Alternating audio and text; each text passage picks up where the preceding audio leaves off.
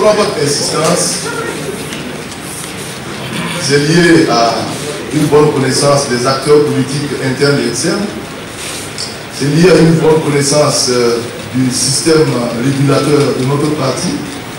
Il y a une bonne interprétation des événements, des faits et des propos des uns et des autres. Alors, précision pour précision, nous avons d'abord, en lisant la lettre du fondateur, adressé aux sanctionnés, il leur a dit de se tenir prêt pour réintégrer le parti. Se tenir prêt. Il n'a pas dit, je vous réintègre au parti. Tenez-vous prêt. Mais dans le sens où vous devez renoncer en même temps aux poursuites et vous devez également réintégrer dans la discipline, avec l'engagement d'observer la discipline et de respecter la position et l'unité du parti. En fait, c'est tout dit, même si ce n'est pas aussi bien décortiqué que ce que vous dites. Il est évident que aller soutenir un candidat autre que celui que le parti a désigné, conformément aux dispositions de l'article 12 de nos statuts, c'est un acte d'indiscipline.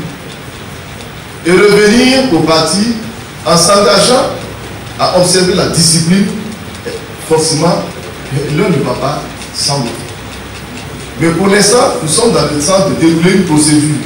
La procédure va impliquer beaucoup de choses que nous ne pouvons pas encore préciser ici, puisque le bureau exécutif national s'est réuni hier soir seulement pour donner le processus par lequel nous allons mettre en œuvre les orientations du fondateur jusqu'à ce que nous rapportons les mesures. Donc, votre inquiétude sera traitée dans ce cadre. Et en même temps, nous nous réservons encore le droit et le devoir de vous réinviter à une autre conférence de presse, non pas pour revenir sur l'indiscipline de camarades, mais pour revenir sur le processus qui va nous amener vers le Congrès pour apporter donc les sanctions dont nous avons parlé. Nous ne pouvons pas aller à un Congrès pour ramener les sanctions sans que vous soyez informés de la manière dont les démarches ont été suivies pour en arriver à ce Congrès. Et bien sûr, en cas de cas, les difficultés qu'on va rencontrer encore, parce qu'il ne faut jamais écarter ces difficultés, les obstacles qui vont se dresser et la manière dont le parti va les régler avant d'arriver au Congrès. Je voudrais vous rassurer de ceci. Vous savez très bien qu'en politique, tout est possible. Et on ne dit jamais jamais. Sinon, vous allez vous retrouver dans le jamais et vous donner l'impression que vous-même, vous n'avez jamais existé politiquement. C'est vrai, quand vous convoquez un congrès, ce n'est pas une direction de 30 personnes, de 130 personnes ou de 500 personnes. C'est des milliers de militants que vous avez de tous les Burkina Faso et en dehors du Burkina.